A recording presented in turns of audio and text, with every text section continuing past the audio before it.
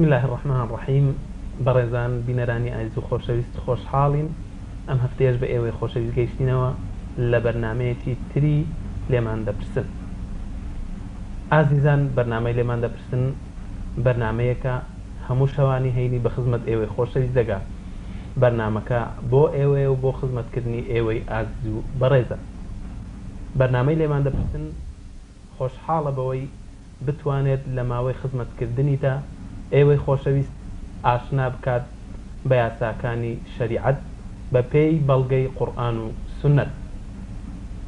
بەرنامەی لێمان دەپرسن بەرنامەیەکە زیاتر دەکۆڵێتەوە لەو بابەتانەی کە گرفتی کۆمەڵایەتین یاخود شتانێکن وەکو گرفتێک دێنە پێش و پێویستیان بە وەڵامی شەرع هەیە بۆ ئەوەی بزانین حکمی شەرعی ئەم شتە لە شەریعەتدا چییە. بۆیە لە بەرنامەی لێمان دەپرسندا ئەو بابەتانەی دیاری دەکەین هەر جارە و لە خزمەت مامۆستایەک لە مامۆستا بەڕێزەکانی شاری هەولێردا دەبین بۆ ئەوەی بتوانین لەو بەرنامەیەدا زیاتر و زۆرتر خزمەت بە ئێوەی خۆشەویست بگەینین بەهۆی زانستی زانایانمە. لە زانستی زانایاندا یاساکانی شەریعەت زۆر بەرفراوانە. ئێوەی خۆشەویست زیاتر بە ژمارە تەلەفۆنەکان دەتوانن پرسیار بکەن و لە هەر بابەتە و هەر جارەی بە پێی بابەتەکان پرسیاری خۆتان ئاراستەی مامۆستای میوان بکەن. مرۆڤەکانیش بەڕێزن، چونکە خوای سبحانه وتعالى لە قورئانی پیرۆزدا دەفەرموێ وەلەقەد کەڕەمنا بەنی ئادەم. بۆیە لە کاتی مردنیشدا هەر ڕێزدارن. پێویستە کاتێک جەنازەیەک بە شوێنێکدا تێدەپەڕێ مرۆڤەکان لەبەری هەستنەوە و هەروەها مافی مسلمان لەسەر مسلمانە کاتێک کەسێک دەمرێ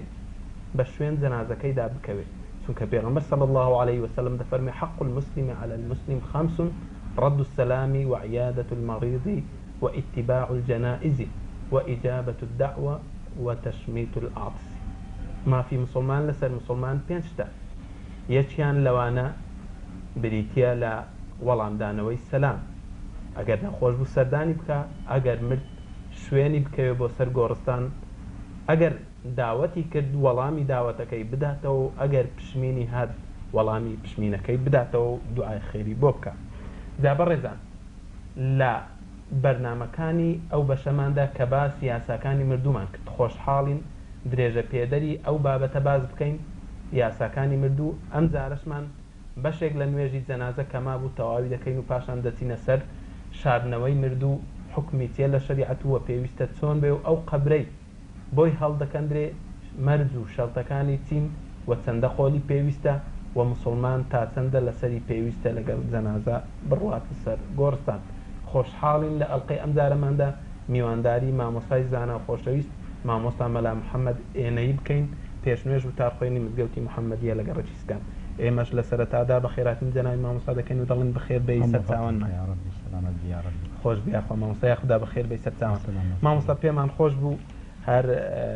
کۆمەڵک پرسیارمان مابوو سەبارەت بە نوێژ جەنازە، ئەو دەبچینە سەر بابەتی خۆشمان کە مافی چوارەمە لەسەر مسلمان بۆ ئەوەی کاتێک کەسێک دەمرێ ئەویش دفنکردن و شاردنەوەیتی. بەڵام پێشەوەی بچینە سەرەوە پێمان خۆش بوو بە کورتی نوێژی جەنازەمان بۆ دووبارە بکەوە تاوەکو وەکو دەواازەیەک بێ بچینە ناو بابەتەکە.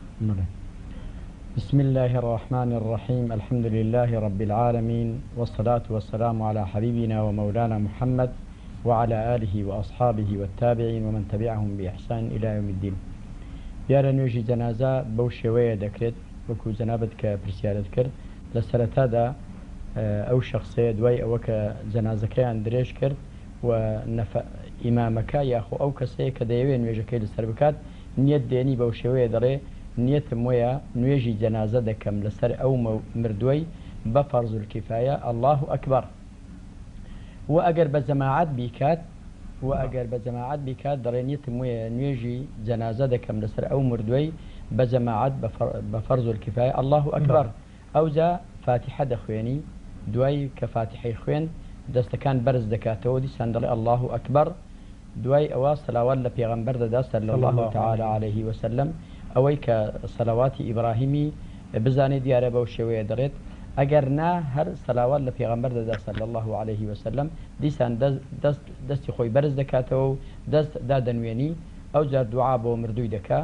ئەو کەسێک کەوا دوعای مەئتوری لەبەربی کە سەرەتایەکە اللهم اغفر لحینا ومەیتنا وشاهدنا تا کۆتایی دوعایەکە ئەوە باشە. ئەگەر نە هەر کەسەی بە زبانی خۆ دەتوانی بڵێ خدایە لەو مردە خۆشبی، خدایە لە گوناه و تاوانی خۆشبی، خدایە بە بەهشتی بەرین شادمانی بکەی، خدایە لە کەم و کوڕی نوێژ و تاعەت و عیبادەتی لێی ببووری. ئەوجا دەستەکەی بەرز دەکاتەوە و پاشان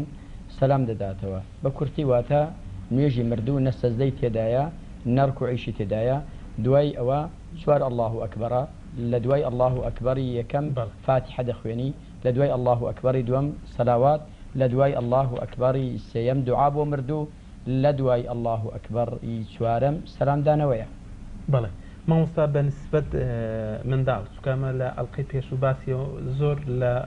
لایەنەکان نوێژ جەنازەمان کرد هەندێکمان مابوو. جا لێرە ئەو پرسیارەمان لۆ دروست بە نسبەت ئەو منداڵەی لە دایک دەبێت و دەمرێت یەکسەر، یعنی زیندووە بەڵام لە دایک و لەگەر چەند لەحظەک لە پاشی دەمرێت، ئایا ئەوە نوێژی لەسەر دەکرێت؟ بەڵێ دیارە ئەو منداڵەی کە لە دایک دەبێ ئەگەر هاتوو بە زیندویی بوو بەو مانایە دەنجی لێبیسترا یاخۆ زۆڕەی لێبیسترا، ئەو نەوع منداڵەیە حکمی وەکو حکمی گەورەوایە. بەو مانایە ئەو چوار شتانەی کە بۆ گەورەکە دەکرێن بۆ ئەو کچکەیەش هەر دەکرێن، وەکو شوشتن، کفنکردن، نوێژ لەسەرکردن و دفنکردن. واتە ئەو منداڵەیە کەوا دەبیت مادەم زۆڕەی هەیە یاخود یا دەنجی لێوە هات، ئەو چوار شتانەی کە بۆ گەورە دەکرێن بۆ ئەو نەفرێش هەروە بۆ ئەو لە بەرچۆش هەروە دەکرێت مادام بە زیندوی مادەم بە زیندوی بوو. بەڵێ بەڕێزان دووبارە سڵاوی خۆی گەورەتان لێبێ و خۆشحاڵین بە ئێوەی خۆشەویست گەیشتینەوە لە بەرنامەکە. مامۆستا سەبارەت بەو منداڵەی کە زانیمان مادەم ئەگەر لۆ لە حەزەتیش بی مادەم بە زیندوی بوو دەبی ئەو چار شتەی لۆ بکرێت، کفن و دفن و سەڵات و ئەوە شوشتن. بەڵام ئەدی ئەو منداڵی بە مردووی لە دایک دەبێت. ئەو منداڵی کە بە مردوویش لە دایک دەبێت دیارە ئەگەر سیما و سوورەتی ئادەمی زادی لێ دروست بووبی دیسان ئەویش سێشتی بۆ دەکرێت کە دەکا شوشتن، کفنکردن، شاردنەوە. بەڵام مەدەم نیشانەی ژیانی پێوە دیار نەبی وەکو جۆڕا وەکو دەنگ لێوە هاتن ئەوە نوێژی لەسەر ناکرێت. بەڵام سێشتەکانی دیکە وەکو شوشتن، وەکو کفنکردن و شاردنەوەی پێویستە. بەڵێ یعنی ئەگەر هات و مندارێک پارچە گۆشتێک بوو نەگەیشت بۆ تەمەن بابرێن پێش 4 مانگ بوو کە بوو ئەو مندارە لە بەرچوو بوو. بەڵێ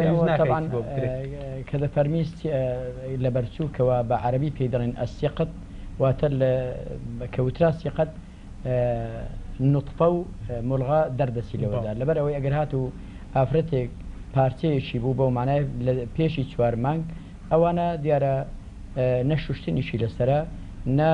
خستنە ناو کفنیشی لەسرە، تەنها ئەوەندەیە بشادرێتەوە. بەڵام ئەگەر بیخاتە ناوپارچە پەڕۆیەک و بیخاتە ژێر گەڵ ئەوە چەشی باشە. دەنا لە حەقیقەتدا ئەگە وەکو وتمان مڵغەبیت و یاخۆ نوتفەبیت و پارچەیەک بی پێشی 4 مانگ ئەوە مادەم کە حیاتی لە بەردانیە نەشوشتنی لەسرە، نەنوێژیشی لەسەر دەکرێت و هەروەها نایەوێتەوە بخرێتە پارچە پەڕۆیەکیش. بەڵام ئەگەر خرا پارچە پەڕۆیەکی و شاردرایە و ژێرخاکرا ئەوە چی باشە. بەڵێ مامۆستا لەو سێ حاڵەتێ ئەو سێ مندارێک دەبی بە زیندوی بەلام باش چەند لەحزەک دەمری مندارش کە بە مردووی لە دایک دەبێت. ئەوانە کە پێویستە بەو شێوەیە کفن بکرێن لە هەر شوێنێک بی بشاردرێنەوە یاعتیادیە یا پێویستە لە گۆڕستان؟ وەڵڵاهی وا باشە هەر بخرێنە گۆڕستان بۆ ئەوەی ئەولاتر ئەوەیە کە شوێنی ئەوەیە. بەڵام ئەوانە کە بزانرێت لە پێش چاو نەبن قەی ناکە. بەڵێ مامۆستا حەدیثێکی پێغەمبەر هەیە صلى الله عليه وسلم دفرمي الطفل لا يصلى عليه ولا يرث ولا يورث حتى يستحي. دەکرێت مەبەستی ئەم فەرمودەیە تێبگەین لە جەناب پێغەمبەری خۆشەویستمان درود و سەلامی خۆی لەسەر بێ دەفەرمی ئەو تیفل بەواتە نوێژی لەسەر ناکرێ و میرات ناگری و کەسیش میراتی لێ ناگرێ هەتا وەکو نیشانەی ژیانی پێوە دەردەکەوی. بەو مانای وەکو وتمان یاخۆت دەجۆڵێتەوە یاخۆت دەنگی لێوە دێ. جاکەوا بوو لێرەدا ئەگەر هاتوو منداڵێک بوو حەساب بکە پاشی ئەو کاتە مرد کەسێک بۆی نییە ئەگەر هاتوو ئەو منداڵە مەسەرەن دایکی هەوی بڵێ وەڵام من میراتی لێ دەگرم لەبەر ئەوەی چونشی بەخۆی میراتی نەگرتووە هەتا میراتی لێ بگرێ. لەبەرەوە بەجێرە حەدیثی پێغەمبەر صلی الله عليه وسلم مادەم بە زیندوی نەبووە کەسێک بۆی نییە بڵێ ئەو منداڵە کە بووە من دەبمە میراتگری ئەو منداڵە چکە ئەو منداڵە خۆی میراتی لە کەس نەگرتووە هەتا ئەوان دیکەش میراتی لێ بگرن هەروەکو بەخۆی میراتی ناگری کەس میراتی لێ ئەگەر بە زیندوی بوو دوایە مرد ئەگەر بە زیندوی بوو دوایە مرد و کە زیندوو بوو دیارە میراتی لێ دەگیرێ هەروەکو میراتیش دەگری میراتیش دەگری بەڵێ مامۆستا ئەگەر هات و مردوو نەگونجانە بشورێ و نەتێمەوە بکرێ دەکرێت نوێژ لەسەر بکرێ بەڵێ ئەگەر هات و مردوو بە شێوەیەکی وها بوو نەتوانرا نەشورا و نە تێمومیش کرا ئەوە لەو کاتەدا بەو معنایە ئەو شخصەیە کەوتە بن بینایەک یاخۆت کەوتە بیرێک یاخۆت سوتا بە شێوەیەکی وا بۆ خۆڵەمێش ئەوە ناتوانرێت نەبشورێت و تێمومیشی لەسەر بکرێت لەو حاڵەتەدا بەڕاستی زانایان معتەمەد لەسەر ئەوەیە کە دەفەرمی نوێژی لەسەر ناکرێت چکە یەک لە شەرتەکان دەڕێ شەرتی نوێژ ئەوەیە کەوا پێشی ئەوە یا بشورێ یا خۆت تێمومی لەسەر بکرێت جا لەبەر ئەوە مادام کەوابی ئەو منداڵەیە ئەو شخصەیە ئەو جەنازەیە کە ناتوانرێت نەبشورێت و نەتێموشی لەسەر بکرێت ئەوە نوێژی لەسەر ناکرێت ئەوە ڕەئی معتەمەد لەسەر ئەوەیە چونکە دەفەرمی وشرط لصحة الصلاة تقدم غسله أو تيممه يعني بشرط قراوة بو صحة نويش ديادة بشرابي ياخذ تيمم برام دفرمي هنديك لزاناياني متأخرين رزاي خوان لبي أو دفرمي أو نوع كسانة كنتوان را نبشوريتو نا تيمم يشي لسر بكري نويجي لسر دكري أوانش ديارة سن دليل وبلغية شان هناوة ولا سر أوا دفرمون لبر أوا چونکە مەبەست لەو نوێژەکردنە دوعاکردن و شەفاعەت و تکای شەفاعەتە و ئەوەش حاصل دەبی بە ئەسڵ لە نوێژەکە و هەروەها فەرموویانە لا يسقط الميسور بالمعسور دەفەرمیشتی ئاسان کە نوێژکردنەکەی ئێستا دەتوانین بکەین بە شتێک لا ناسیکەوە ناکرێت وەکو ئێستا حالیان کە ناتوانین بیشۆین یا ناتوانانی تێمون بکرێت مادەم کارە ئاسانەکە ئێستا دەتوانین بکەین ئەوە دەتوانرێت نوێژی لەسەر بکرێت و هەروەها ئەوانیش ئیستینادیان کردو لەسەر حەدیثێکی پێغەمبەر صلى الله تعالى عليه وسلم کە دەفەرمی فإذا أمرتكم بأمر فأتوا منه ما استطعتم منه پێغەمبەری خۆشەویستمان دەفەرمی کە من فەرمانم پێکردن بە ئێوە بەکارێک ئەو ئەوەندە ئەندازەی ئەنجام بدەن کە ئێوە دەتوان ئیستطاعەتان هەیە کەواتە لا يكلف الله نفسا إلا وسعها جا لەبەر ئەوە ئیستینادیان ئەو حەدیثەیە و وەصاحبی مغنیش ڕزای خوای دەفەرمی ڕەئی متأخرین کەوە ئەو ڕێگایی داوە و نوێژ بکرێت دەفەرمی بەڕاستی دڵ پێی مرتاحە و پێشادمانە و مەیلی بۆ ئەو ڕەئی هەیە کەوا بۆ لێرەداوە و جەناب دەپرسید ئەو جەنازانە کە ناتوانرێت نەبشۆرێت نەتێمم بکرێت لەسەر ڕەئی متأخرین دروستە نوێژی لەسەر بکرێت دوو پەیوەندیمان لەگەڵ بەڵێ فەرموو بەڵێ بەڵێ الو بەڵێ بەخێراتنی مامۆستای دەکەین سەلامەت بیت خوش مامۆستا سوالێکمان هەیە بەڵێ دایک دەربارەی مردیانە دەڵێن فاتحە ناگاتە مردی وەیە یان نا بەڵێ سوالێکی دیش زیارەتی سەر مەرقەدان جایزە یان نا زۆر سپاس زۆر سپاس پەیوەندی دووەممان بەڵێ بەڵێ فەرموو خوشکە فەوزیە بەڵێ بەڵێ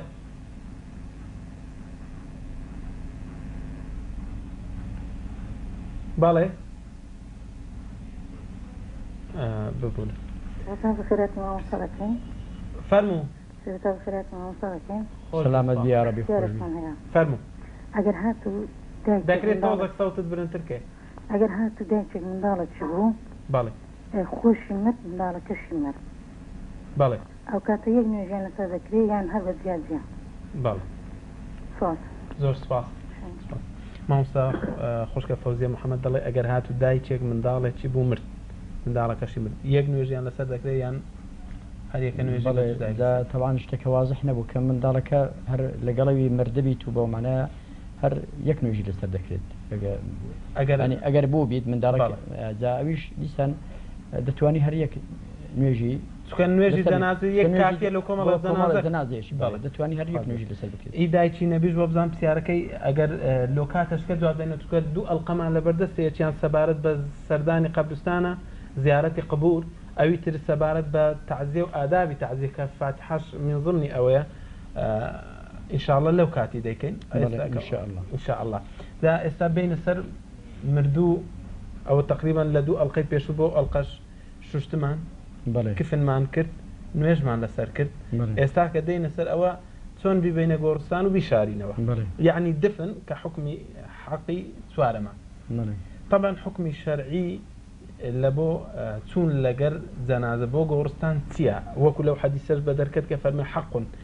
أو حق دبت واجب يا هر حكم شكيد دريت بلى وكو جنابة فرميك لما فكاني مسلمان لسر مسلمان أو لرواياتك كده فرمي حق المسلم على المسلم 5 لرواياتك كده فرمي 6 أو يكلوان اتباع الجنائز جنائز بو معناه بدوا كتنو رجل كتني جنازة زالير دا لرواياتك كده فرمي زابر دجيرته ده فرمي أمرنا رسول الله صلى الله عليه وسلم ب7 ونهانا عن 7 يكك لو شتانك كوا بيغمبري خوش ويسمان درود وسلامي خويل السربيك فرماني بمكرد فرمي واتباع الجنائز بدوا كوتني جنائز زانايان ده فرمي ما بس لو كذا فرمي بيغمبر ده فرمي امرنا ما بس لو امري شي ندبه وتواجبني لو ده كوا ابو ليره ده اما ناتوانين بلين او بدوا كتني جنازه بخوي واجبنيه بلكو حكم فرض كفايه بلكو سنه كانسان دقل كاتو بلكو طبعا اگر كس نبي بشاري توا او فرض الكفايه لو حالة ده بلام كبرين لمحل كذا فرض بي لسرهم كوملكي او لسري فرض نيو كبتي سنة شي قوريو ما في انجام داني مسلمان انا ما مسا سبارت بوا اگر كسك بيت وهيج عذرتي نبي مازال شي هبي بلام هرنتيتن بلى طبعا ديار أو كنسيت براستي أو بيشير كذني ما في مسلمان أو شيء خراب بلام إمك معناه سنتي اللي بديني وسنشنيو كباس ما نكرت زانايان كذا فرمي في غنبر ده فرمي أمرنا باتباع الجنائز دليل فرمي أنا ما بس لو أمر شيء وجوب نية كلس المسلمان واجب بلكو أمر شيء ندبة سنته إذا بخوي سنتيش معناه يعني يثاب فاعلها ولا يعاقب تاركها معنى تعريف السنة أوية واتا أو كسك و سنتك أنزام دا ثواب وخير وفاداش شي زوري في دقة بلام أجر نشي كرت معاقبة ناكتو واتا إيشو أزاري في ناقل بلا دو بيواني ما نقلا كاك سليم حاجي مصطفى بلا فرمو سلامت بفاسك تلفزيونك كزدكي كاك سليم بالنسبة ولا سؤال كم لو وقتين يا بلا حزني وما متاعد مدار في خدمتي كم أسوأ عليه كم بلى بس أنا باكم كنت صار عندي قوية بلى موسى أنا بإمكاني خمر على تسيب لنا قرباني دكين ناري ميتي دكين مثلا الجمال دي بخليه في ربما نايت لكن هو تدينك في دلوقتي نايت لكن أنجو ما مصار إذا نادي كذا بلى زور سپاسەکەین کاک سەلیم پەیوەندی دووەممان کاک سەلمان ڕەشید بڵێ فەرموو بەڵێ کاک سەلمان بەڵێ فەرموو الو بەڵێ کاک سەلمان السلام عليكم وعليكم السلام بخيرات نتي ما مستعمل مع مدكم سلامتك يا ربي موفقين ان شاء الله اختيارك من هبو بەڵێ ما مستروشي جرنان شنو قبران زايزة أنا بله زور سپاس زور سپاس لكن خوافي سوال لك ما مستحل قرتني مردو شيوي هر قرتنا كي شرعان سونا وهر وها ولا بله والله من عندنا باجو بسيار ان شاء الله بزورتك بله كاتك جنازة هر دجيري بو سر قبران برده شيوي هر قرتنا كي سونا وهر وها زور زار بيني ومانا مثلا دوسي زار هر دجيري وبرندك لو دادن دريتوا اوش اصلي هي بله دیارە شێوەی هەڵگرتن وەکو ئیمامان بەحسیان کردووە هەیە لە مەذهبی ئێمەی شافعی بە دوو شێوە جەنازە هەڵدەگرێ بەشێکیان پێی دەوترێ تەتلیس ئەوی دیکە پێی دەوترێت تەربەی واتە بە 3 نەفەر جەنازە هەڵدەگرێ ئەوی دیکەش بە 4 نەفەر ئی 3 نەفەرەکە بەو شێوەیە نەفەری یەکەمیان لە پێشەوە هەردوو دەستچی دارمەیتەکە دەخاتە سەر هەردوو شانەکانی خۆی و دوو نەفەریش لە دواوە هەر یەکێک لە دەستەکانی دەرمەی دەخەیتە سەرشانی خۆیان ئەوە ئەولا وایە یعنی لە هەموو نەوە هەڵگرتنیشی پەسەندترە لە لای مەذهبی ئێمە بەشێکی دیکەشیان کە هەر لە مەتەبی ئێمەیە بە چوار نەفەر هەڵدەگرێت واتە هەر یەکێک لە باسکەکانی دارەمەیت نەفرێک دەیخاتە سەرشانی خۆی هەڵدەگرێت ئەوە شێوە هەڵدەگرێت. بەڵێ مامۆستا مردوو بەشان هەڵگرتن یاخود بە سیارە هەڵگرتن و بردننی بۆ گۆڕستان کامیان ئەفضەلیەتی پێدراوە؟ بەڵێ وەڵاهی دیارە طبعا حەدیثی پێغەمبەر صلی الله تعالی عليه وسلم دیارە دەفەرمی دروستە کەوا جەنازە هەڵبگرێت لەسەر ئەسب لەسەر ئەو شتانەدا وەکو ئەسب وشتری هەر یەکێک لەوانەدا جا لێرەدا دیارە هەڵگرتنی جەنازە لەسەر ئەسپوانە لەوانەیە زۆر مەیتەکەش ناڕەحەت بکات و مەیتەکەش زۆر ئازار بدات. پێغەمبەر صلی الله تعالی عليه وسلم فەرمان دەکات دەفەرمی ئەسریعوا بالجەنازە مەسەڵەن لە کتێبەکانی فیقیش هەمووی دەڵێ یەکێک لە سونەتەکان ئەوەیە زۆر پەلە بکرێت لە ناشتن و شاردنەوەی ئەو جەنازە بە هەر طریقەیەکی هەبی نابێ ڕێوەستی چونکە وەکو پێغەمبەر صلی الله علیه وسلم دەفەرمی بەڕاستی سەبر لە هەموو شتێک باشە تەنها لە باز شتێک هەیە پەلەی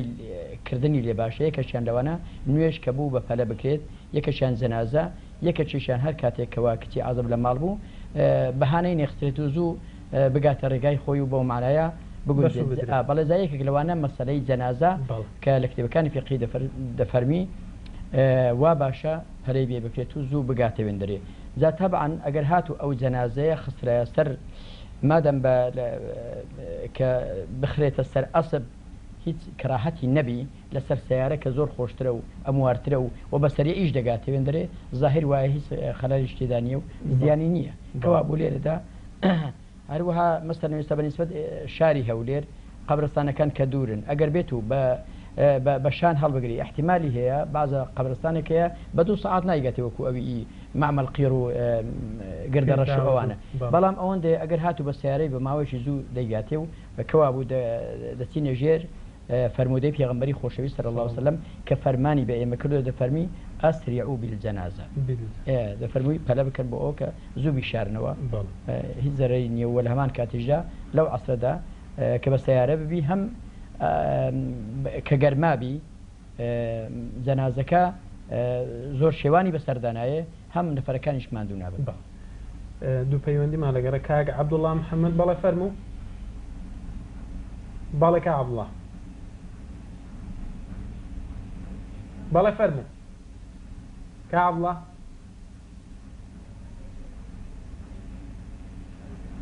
بەڵێ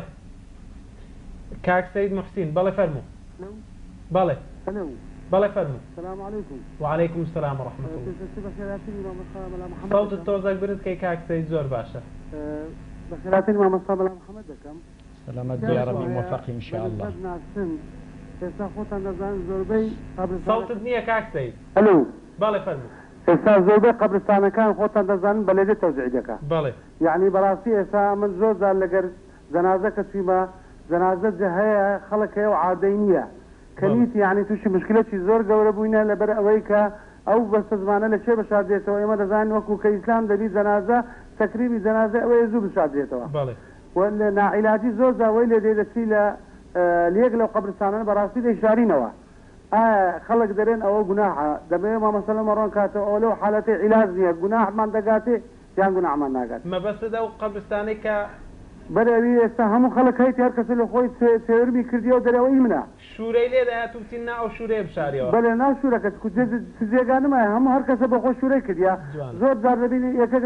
لە مزگەوت ئەمری خوای دەکە کەسی نییە بەڕاستی یعنی تووشی وەزعی وا دەبی نازانین لە چی لێ بکەین دەبی بیشاینەوە وای لێ دێ هەتا وەختەشی رەنگ دو ئاخرەکە عیلاج نییە بەڕاستی دەچین لەو جێگایە کە بزانین جێ هەیە دەیشاینەوە بەڵام پرسیتوان دەڵێن گوناحتان دەگاتێ لەبەرەوەی ملکی فلانیە ئەو دەبێت مامەستا مەڕۆم بکاتە بزانین ئایا ئەوە شرعيا جناح يدب له شانوي اگر نشي شاينوا جنازه كده بنيتوا بزين ما مساقل ومروكات الصلاه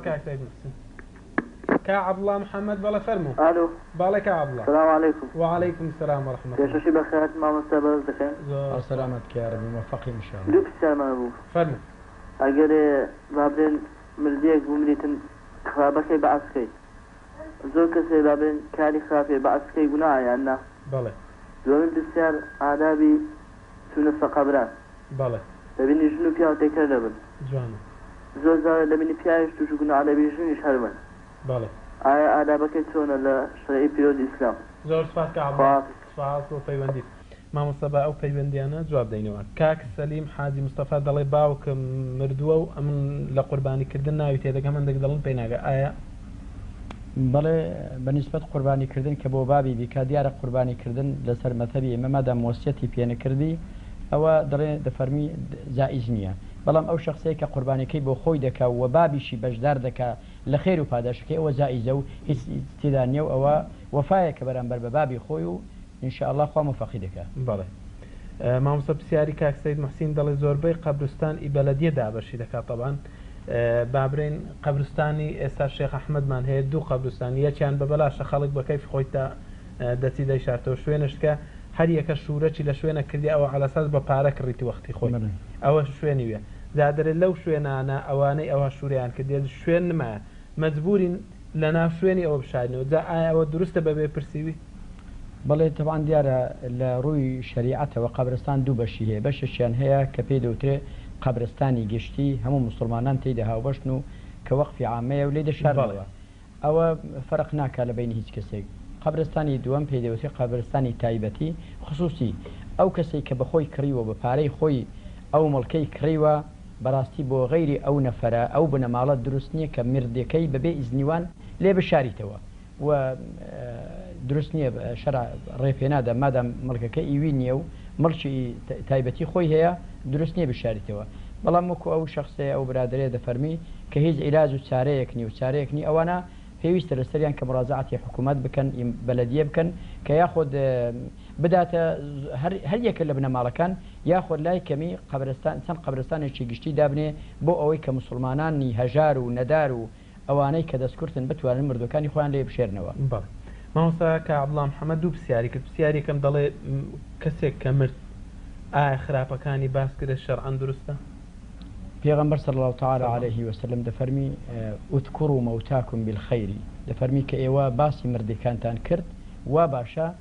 باسی چاکەکانیان بکەن. جامادەم فەرمانمان پێ دەکا پێغەمبەری خۆشەوی صلی الله عليه وسلم وا باشە باسی خراپەکانی نەکەین چونکە تازە کەوتۆتە ڕێگای خۆی و کەوتۆ جێگای خۆی دیارە و معلومە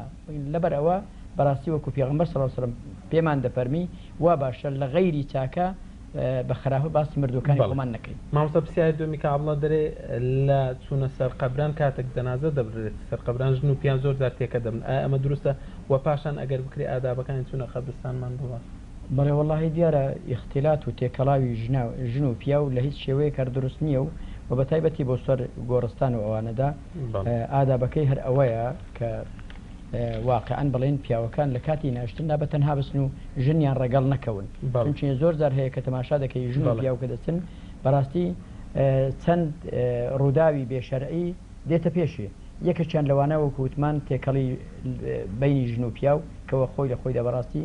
خلافی شەرعە دوای ئەوەی دەنگ بەرزکردنەوە بە گریان و لە خۆدان کە ئەوانش بە حەقیقەت هەر خلافی شەرعە جا لەبەر ئەوە بەڕاستی ئادابەکەی ئەوەیە کە ئەوانە بەهادیئی پیاوەکان بچنە سەرگۆڕ و ئافرەتەکان ڕەگەڵیان نەکەون. بەڵێ مامۆستا هەر لەوە دەبینی زۆر جار دیار دەشتکە کە ناشیرن یەک ئەوە جەنازە واشۆڕ دەکرێتەوە قەبر یاخود مامۆستا تەلقینی دا وەعزە بە تایبەتی لە کاتێکی حەساس کە کەسێک مردووە و خەڵک لەگەری دەهەژێ دەیەوێ ئامۆژگاری ئەو خەڵکە بکات تەسکیرەیان بکە بە مردن کەسێک هەیە خەریکی سیغارە خواردنە دوو سێ کەس خەر لەولا کۆمەڵیان بەستا خەریکی قسەکردن بەبێ ئەوەی ئەوە دروستە لەسەر قەبرستان ئەو تەسەڕوفات؟ بەڵێ بە خودای ئەوە ئادابی قەبرستان نیە چونکی ئادابی قەبرستان وەکو حەدیثێکی پێغەمبەر هەیە صلی الله تعالی عليه وسلم دەفەرمی لە کاتێکدا کە ئێوە چونە سەر گۆڕستان نابی ئێوە دابنیشن تا وەکو ئەو شخصەی تەسلیم بە خاک دەکرێت بە ئیحترام بە هادیئی بە بێدەنجی ڕابوەستن جا ئەو ناو ئەشتانەدا کە بەڕاستی لادانە لە ئادابی شریعەتدا بەڵکو ئینسان دەبی وا حساب بکە کە ئەوە ڕاوەستاوە و وەکو ڕێزگرتن و ئیحترامگرتنێکی ئەو مردووە وا باش ئەو کارانە نەکا کە خلافی شەرع. بەڵێ داوای لێبوون لە کاک سەلمان ڕەشید دەکەن پرسیارێکی کرد سەبارەت بە چوونە سەر قەبران نازانم لە فکرم نەما پرسیارەکەی چ بوو دووبارە داوای لێبوون لە کاک سەلمان ڕەشید دەکەین ببوورە. مامۆستا پرسیارشتر ئایا بۆ مسلمان جائزە بەشداری بکات لە بەڕێخستنی جەنازەی ئەهلی کتاب یاخود بڵێن کافر؟ بەڵێ وەڵڵاهی دیارە وەکو لە کتێبەکانی فیقیدا باز دەکا دروستە کە ئینسان بەشداری بکە لە ناشتنی کتابی کە بە مەرجێک خزمێکی نزیێکی بی بەڵام هەندێک لە زانایان دەفەرمون ئەگەر هاتوو ئەو شخصەیە کە کتابیە هەر پەیوەندێکی هەبی لەگەڵ ئەو شخصەیە وەکو دراوسایەتی وەکو دۆستایەتی برادرایەتی هەر شتێکیبی ئەو جائیزە بەشداری بکات لە ناشنەکە مادام حوزەکەی بەڵێ مامۆستا مردوو چۆن دفن دەکرێت وە گۆڕەکەی پێویستە شەرعەن چەند قوڵ بێت وە جیاوازیش هەیە لە نێوان قبری پیا و قبری ئافرەت لە قوڵیدا بەتایبێت چونکە لە ناو خەڵکدا ئەو باسخواستە زۆرە بڵێ دیارە گۆڕەکە بەخۆی ئەو قبرە وەکو خدای تبارك وتعالى باسی ڕێزێک لە نیعمەتەکان دەکا و دەخاتە پێش ئادەمی زاد کە دەفەرمی ثم السبيل يسر ثم أماته فأقبره يعني يكك لو نعمتنا كخداي تعالى خستوي تبيش إما أويا كدواي مردن من خوا قوري بو إما دانا وقبر كتك لراسي دا نعمة شي برزة چونکە ئینسان بەو هەیکەل و قیافەیەوە لە پێش خزم و ئەقربا و ناسیارەکانی دەشێتەوە کۆتایی دێت ئەگەر هات باە فرادرا باە لە سەحرا ئەوە معنای بێ بەڕاستی سوکایەتێکی زۆر دەکرا بەو شتە جا لەبەرەوە ئەو شخصەیە قبر گۆڕ نیعمەتێکی گەورەیە کە خدای تەعالی بۆ ئێمەی داناوە و ڕێزێکی زۆر زۆرە و قبرەکەش بەو شێوەیە تەبعاً وەکو زانایان داناوە لای کەمی گۆڕەکە و لای زۆریشی لای کەمالی لای کەمی گۆڕەکە بەو شێوەیە دەبی بەو معنایە لای کەمی قبرەکە چاڵێک کەبیت کە ئەو چاڕە بتوانرێ ئەو جەنازەی خسترێتە ناو و بۆنی نێتە دەرەوە بۆ هەم سوکایەتی بۆ ئەو مەیتە هەم ئێش و ئازاری زیندوان بدا بۆنی نێتە دەرەوە و هەروەها دەڕندەش نەتوانی بهێنیتە دەرێ ئەوە لای کەمی هەرە قبرە لای کەماریشی هەیە کە ئەویش ئەوەیە دەفەرمی زانایان کە دەفەرمون قامەتەن و بەستەتەن دایان ناوە واتە بەژنێکی نەفەرێکی نەکورت نەدرێژ وەسەد کە بچیتە ناو گۆڕەکە و بە پێوە ڕابوەستیت و دەستیشی بەرز کاتەوە یا دەستەکانی بەرز کاتەوە دەستەکانی کەی گەیشتە ڕۆخی گۆڕ ئەوە لای کەمالی گۆڕەکەیە ئەوە ئەبە دوو شێوەدا بە حەز دەکات دیارە لە بەڵێ بەێ مامۆستا هەر سەبارەت بە ئەوە کاتێک جەنازە تێدەپەڕی وەکو ئادابە پێویستە ئەو خەڵکانی کە جەنازەیان بەلادا تێدەپەڕی لەبەری هەستنەوە یان طبیعیە هەستنەوە یا هەر نووسنەوە فەرقی نییە بەڵێ کە هاتن پێغەمبەر صلی الله تعالی عليه وسلم وەکو کتێبەکانی شەرعی وا باشە کە جەنازە هات مسلمانان هەڵبستنەوە ئەوە خێرتەوە بەشی زۆرە لەبەر ئەوەی بەڕاستی هەم احترامە بۆ جەنازەکە هەم ڕێزگرتنیشە لە مردن حتا وەکو دەفەرمی جارێک پێغەمبەری خۆشەویستمان درود و سەلامی خوای لەسەربی لە ناو کۆمەڵێک لە سەحابەی کەرام بوو جەنازەیەکیان بەوێداهێنا کە جەنازەکەیان بەوێداهێنا پێغەمبەری خۆشەویستمان هەستا کەوا هەستا وتیان یا ڕەسوول الله ئەوە یەهودیە ئەوە جوولەکەیە تۆ بۆ هەستای فەرمووی إن الموت فزع فەرمووی بەخۆی مردن کارەساتێکی گەورەیە ئینسان هەڵدەستی لەبەر مردن فإذا رأيتم الجنازة فقوموا پێغەمبەر فەرمووی کە جەنازەتان دی پێویستە ئێوە هەڵبستن جا لەبەرەوە پێغەمبەری خۆشەویستمان درود و سەلامی خوای لەسەر بێ ئەوای کردووە و فەرمانی پێکردوینە وا باشە ئینسانی مسلمان لە کاتێکدا کە جەنازەی دی بۆ ڕێز و احترام هەڵبستی وەکو وتمان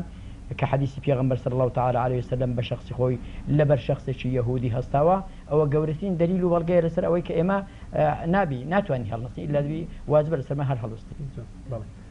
دایکی مەڕوە بەڵێ فەرموو بەڵێ بەڵێ بەڵێ فەرموو دایکی مەڕوە فرمو خوشکە سەمیحە السلام عليكم. وعليكم السلام. بزحمة دوت سير من هي بالله فرمو سير كمان أجر مردو بماري خوي يعني لماري خوي كفيلو نكر جناحة يعني برادر رجلي بكري بارك زور نقرتها بالله أو تساري كم تساري دو مشمان زور زار عندك يعني خيري لو مردو كذا كلا سر قبران بالله أو خيري لو دك بزلات كذا بني يعني من دار يعني قبر كان نزيك جندي من دار كان من داري جندي بزوري يعني لبو شدور قسمي دينا سر قبران دبنا هو يويك قبر كيف ددنيان يعني هراي بيجاده كان أو خير دقات يعني جناح بالله زور خوش قسمي دايتي مروة بالله فرمو دايتي مروة بالله بالله فرمو بالله دايتي مروة ديارة قطع بو مامۆستا خوشکە سەمیحە دەڵێ خێرکردن لەسەر قەبر لۆ مردوو شەرعەن خێری دەگاتێ و بە تایبەتیش دەرێ مەسەلەی ئەو زاهیرەی مندار کە دێنە سەر قەبرستان و ڕەنگی بەسەر قەبر بکەون و قەبر تێکدەن. بەڵێزا خێرکردن بۆ مردوو ئەوە تەبان شتێکی مادەم ئینسان بۆ مردووی خۆی خێر بکات شتێکی باشەوە بەسەندە، بەڵام کە منداڵەکان دەستنە سەروێندرێ ئەوە بەڕاستی شتێکی خلافی شەرع مادەم کە مامۆستازە هەر بەو ئەوە خێر دەچی لۆ مردوو. بەڵام ئیشکالێک لێرانە ئەو نەوعیەتی ئەو خێرکردنە مەسەڵەن ئافرەتن دەستنە سەر یەکە نازام ڕەنگی تشتێکە لەوێ دەخۆن ئەوە خێرە ئەو پارەی بگاتە خێرشتکە لە بۆ ئەو مردووە خێر واللهی بڵێ ئەولا ئەوەیەکە هەر بەخۆی نەیباتە وێندرێ و بەڵکو خێرەکەی بکە بزانی کە زیرانیشی محتاجی هەیە خزم و ئەقربایەکی دەستکورتی هەیە ئەوە بەنیەتی ئەو مردیە بیداتەوێ باشدەتی 300-400 دینار لەوێن دەرسەرف دەکات لەو هەموو خەڵکەی بڵێ ئەو 300-400 بدە دووماری فەقیر دووماڵی فەقیر بڵێ بەشی بژێوی دوو هەفتەیان خێرترنیە ئەولاترە باشترە ئەوە خێرەشی گەورەترە بڵێ خۆزەدات مامۆستا دانیشتن لەسەر گۆڕ دەبینی لەو کاتێک کە قەبر لێ درێتاوەکو قەبری دەشارنەوە یا دەیشانەوە هەیە لایەکی خۆی داتە سەر قەبرەچی یا زۆر لەبەر مشەوەشیان جێنادەنا پاراستنی قەبر بەسەر قەبر دەکەون ئەوە شەرعەن دروستە؟ بەڵێ واللهی دیارە وەکو سەحابە کەرام دەجیانەوە دەفەرمی نها رسول الله صلى الله تعالى عليه وسلم أن يجسس القبر وأن يقعد عليه وأن يبنى عليه دەفەرمی پێغەمبەری خۆشەویستمان درود و سەلامی خوای لەسەروی نەی کردووەکەوە گۆڕ چیمەنتۆ یا جێز بکرێ و هەروەها یەکێک لەوانە کە لە سەریشی دابنیشین لە ڕیوایەتێکی دیکەدا پێغەمبەری خۆشەویستمان درود و سەلامی خوای لەسەروی دەفەرمی ئەو کەسە کە لەسەر گۆڕدا دادەنیشی لەسەر پۆلوویەک یا لەسەر پەنگرێک یا لەسەر پشکۆیەک کە هەموو هەریەکە دابنیشی باشترە نەک لەسەر دابنیشی لەبەرەوە چونکە ئەوەی کە مردووە دەبێت وەکو چۆن ڕێزی زیندوو دەگری ئە بۆ شێوەیەش ڕێزی بگری حتا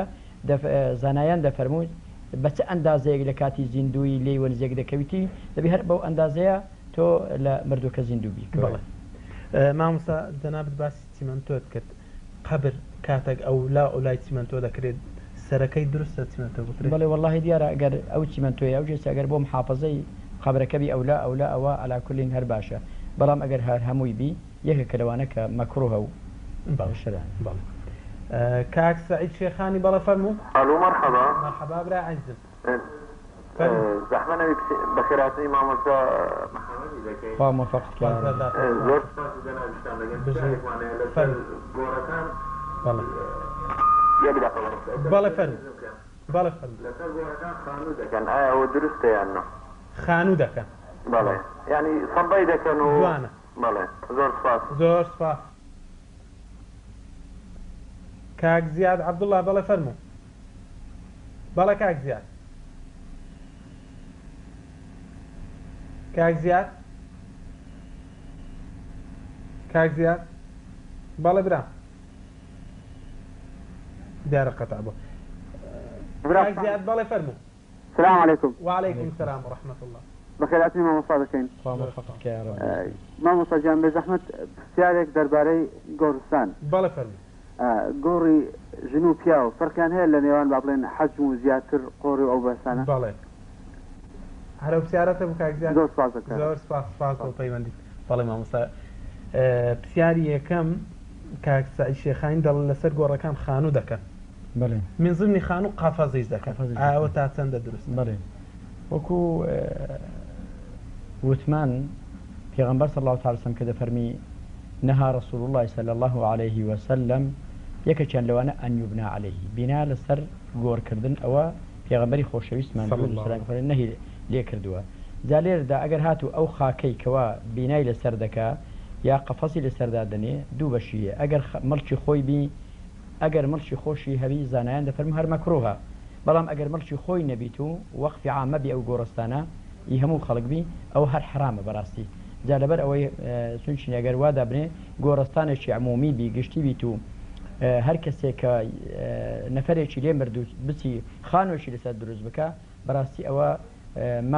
غەسبکردنی خاکی هەر بابرێن ئی خۆشی بی بەس دروستکردنی ئەو بینایە ئەوە هەر مەکروهە. مامۆستا پرسیاری کاک زیاد عەبدوڵڵا دەڵێ